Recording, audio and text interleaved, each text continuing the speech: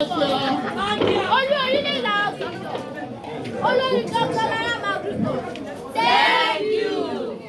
Thank you, Olori. Thank you, Kabiyesi. Thank you once again for taking us back to our root. Okata,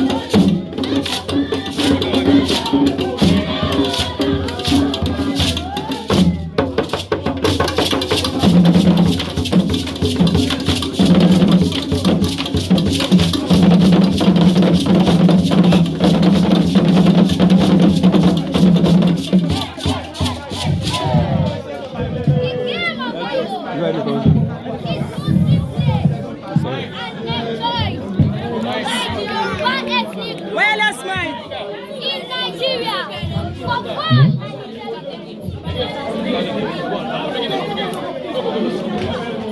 The game of AYO is mostly played and enjoyed by the Yoruba ethnic group in Nigeria for fun and intelligence. It is otherwise known as AYO. It consists of 12 holes and 38 seats. Wow! In the game box, there are 6 holes in it. 6 holes on each side, which contain 4 seats each. The game is Yoruba in origin, as other varieties have historian attachment to the Yoruba, who are ancestral cousins to Wari, whose forefathers with the Yorubas were traded during Atlantic slave trade.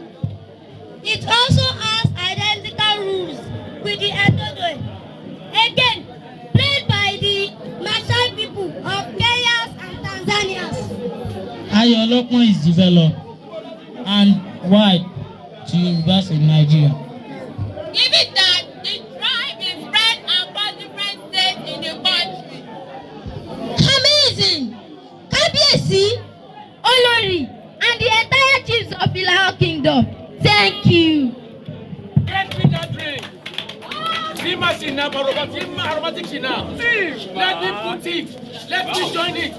Give me knockback.